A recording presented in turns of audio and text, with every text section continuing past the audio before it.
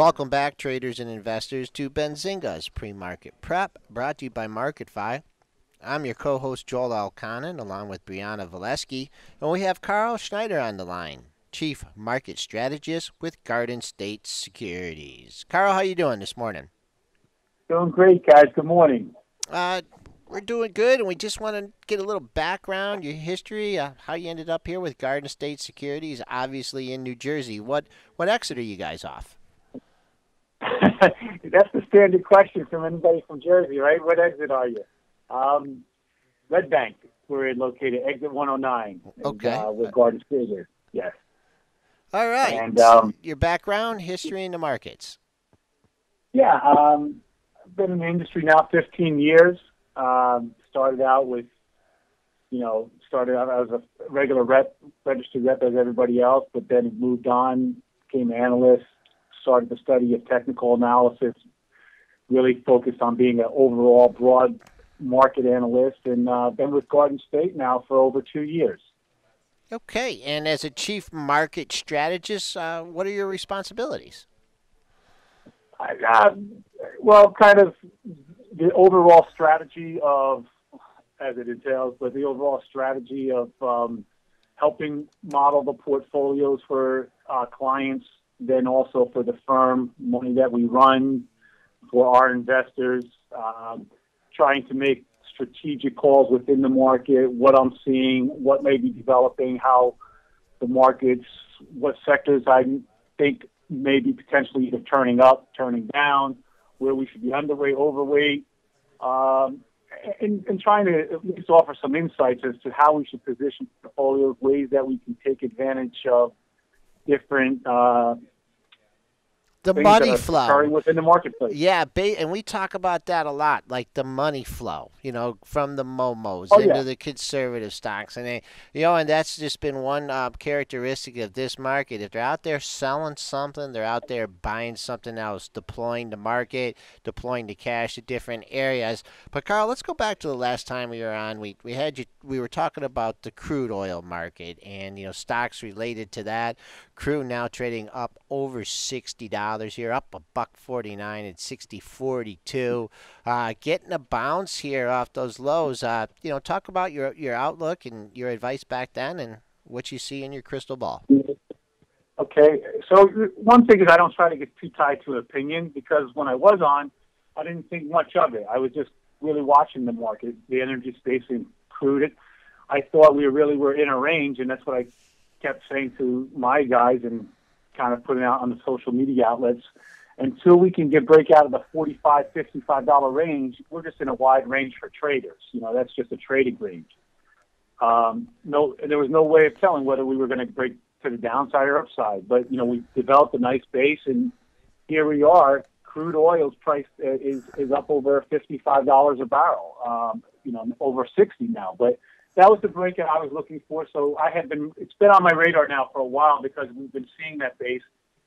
And certainly with the Spider ETF XLE, the broad energy sector, we've seen that build a nice base, and now it's breaking out of its base. So you're seeing a bottoming pattern across that whole broad sector in the energy markets. How high it goes, I'm not going to say. I don't have that crystal ball, but I know that we definitely have bottomed out. We're definitely seeing relative strength in the sector, and it should continue. These shouldn't be a one day or a one trade thing. You have a nice base. It's not like we're getting a V-shaped bottom. We're getting a nice building of a base pattern, and then the breakout of that base. So are you looking at some of the stocks in the sector that you're going to play? Do you trade it through the USO? Now that we've broken out of the range, how would you play it? I think broadly, if you want to look at it broadly, I think just the energy sector itself, XLE, it's the plainest vanilla approach to getting involved in the sector. I mean, certainly you can get involved in different names. I think the oil services look very, very interesting here. And you can play that through OIH. I wouldn't play unless, you're a professional or you really have got the background to do it. I wouldn't trade the crude. And I'm not a fan of USO to trade. Yes, to trade USO, you could trade it. But for and trade it very tactically. So from it being a strategic position, you want to just get the broad energy exposure as opposed to trying to come in and out of USO because of the way that pricing mechanism does in fact work. But I like the OIH. The oil services look good here. They really, if you look at them, have got clipped in price, and now they're building a base, and they're breaking out of their base, and they're going to find a way to make money now. And a lot of the negativity I feel is priced into those names. Okay, kind of related, staying in the commodity sector here. Gold looks like it's perking up a little bit here. Any outlooks on the gold market? Is it finally, after this disastrous run here, is it time to put a little gold in your portfolio?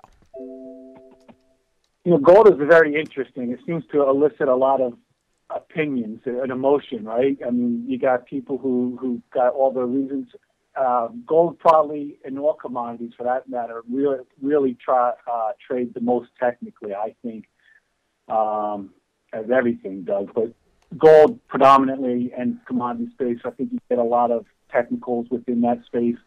And to that point, I think you might be range bound for a while within gold. I'm kind of agnostic, Joel, really, to be quite honest with you. I keep it on the monitor.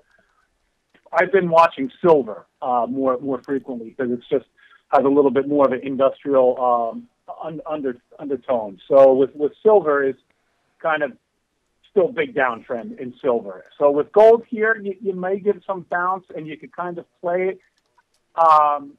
It's really depending upon what your outlook is and how frequently you want to trade. I think we need for gold itself to really build this base and to have a good outlook. I mean, I know the price is a bit away from here, but to get back over 1,300, which is well over $100 from here, but to get back over 1,300 would go a long way to saying, okay, you really may have some kind of a sustainable bottom in gold. Okay, let's go to some of the morning movers. The House of Mouse, Disney, and Precious the Street again. Great action in pre-market trading here. I believe we got to 114.77. Just kind of hanging up here in the upper 113s. New all-time high for Disney. When you have it, you mentioned you did have it in your portfolio, but if you did, would you be just a little anxious maybe to lighten up today? Trading up 262. This stock has climbed from its last earnings report. It climbed from, it actually closed at 94.10 on February 3rd. And now we're trading at a 20-point move for Disney in 3 months. Is that too much, too fast, or just ride the trend? Really, exactly what you said. Ride this trend. I mean, I don't see a reason not to. If you want to lighten up a little bit of exposure, there's nothing wrong with doing it. I wouldn't come out of it. It's not a position, or it's not a name that I would say, this move is done. We got to close it out and look for the next one. When you got such a strong upward trend, something that's performing as well as Disney has. I'm looking at a weekly right now and looking back at it from September, October of 2011 right here. And, your stock was down, in that $30, $35 range. And now here we are, years later. I mean, that's just a perfect trend. It's got a great trend going up. Some pullbacks, obviously, some ebb and flow within the market. But there's no reason to come out of the name. Again, if you're a trader, you're a fast money guy, sure, you take some profit. But if you're longer term, you stick with that trend. I mean, you obviously have your price points. Whenever you have such a great, well-established trend like this, don't get complacent, of course, but you stick with the trend. Just know where you think that trend. You always observant of it, though. See if that trend may be slowly turning, but ride that trend, definitely. Okay, the biotech bubble may have burst here with Biogen. Got things started. Do you play this sector? And if you are, would you, let's say you haven't been in it, would it be attracting your interest at all? It had the big pullback here. Looks like the IBB is putting the bottom here. Gilead's been holding up well. How do you approach the biotech sector? I think that unless you're going to really put the time and work into analyze these names, again, I focus a lot on technicals, but with biotechs, there's a lot of, volatility within the names. And there's nothing wrong with volatility. That's how you make your money, right? So I think the better way to play is I would use a sector ETF, like you just said, the IVB. Well-established trend that you have in the IVB, especially, going back on a weekly. So look at the trend. It's great. I mean, beginning of 2014, though, you had a drawdown within that sector. Went back from about 280 down to almost 200. So a pretty good size pullback. But if you choose your spots, I think you keep riding this trend. It looks good. The long-term trend. It's just that, Joe, one of the things is that sometimes there's so much information overload, and obviously we're part of it too, right? So I think sometimes people let other people dictate what they should be doing in and out of the market. So, I try to offer some advice and some insights, but kind of get a good feel of what you're looking at, what your plan is, where you want to go with these things. But yes, I think the biotechs still look good here. I mean, a little bit of a pullback. I would just be looking for them near term to hold that 330 area. Okay. Well, you just get some of your technical expertise here. Alibaba, what a support level here at the $80 level. Earnings coming up in a few days here. Is it danger here, or is that $80 level? Do you like to see it holding up again? And give us a, not only a short term, but a little bit longer perspective on it.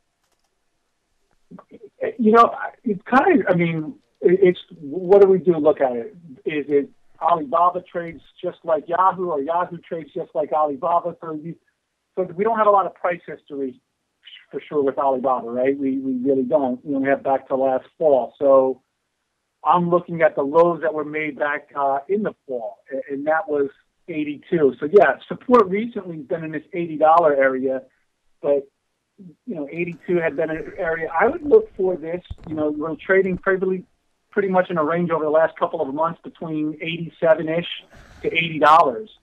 And I'm more of a guy, if I'm seeing that range, I would want to play the breakout of it, as opposed to trying to find out which direction, especially with earnings coming up. Earnings can definitely surprise one way or the other, and sometimes you may want to try to position with it. There's different ways that you can, but I would be more apt to say, all right, let's see what the earnings do, and then we can play it accordingly after that. And I think if you get a good pop, you didn't really miss the move. You just kind of let the market digest those earnings, and then you'll have your opportunity if you get a true breakout. It should be, if it's not a one-day wonder. So I wouldn't try to jump in here, especially right before earnings. Okay, moving on. Just let's go to undervalued sectors here. Something that the market's at all-time highs, coming off a little bit today. Is there something on your radar that you wouldn't mind picking up on the cheap today? I have been watching as far as a sector-wide. Now, granted, I've been getting back involved in energy space, especially through the use of the oil services. So we already addressed that. I'm watching utilities. Now, everybody's talking about rising rates, and rates got to go up. And yes, they are. But I think there's going to be a cap on rates. And the reason I say that is with everybody, the central banks all globally flooding the market, lowering interest rates, there's going to be a bid, I believe, on our U.S. Treasuries at a certain price. So I think that you're starting to see a little bit of anxiety with rates going up a little bit here, but I would watch the utility space. They've done fabulously well for such a long time, and over the last couple of months, not so good. But they're trying to build a base here, and what I see is a sector worth watching and potentially seeing if you can get that bottoming out, and then eventually putting some money to work in it. You could find different names that still pay nice dividends. They've come down considerably from where they were, back up about $50, and that is for the XLU, and here we are in the mid-40s. So it's an interesting spot. And then I would look at strong sectors with some names that maybe fall out of favor a little bit, that aren't broken. I'm not trying to say catch falling knives. Correct. I don't like doing that. That's something I definitely don't do, especially as a guy who likes to follow all the technicals. But the discretionary sector, I've liked for quite some time. but some names got a little bit pricey. Let's throw Under Armour out there. Had a great run up, got close to $90 a share. Now it's settling back in here below 80.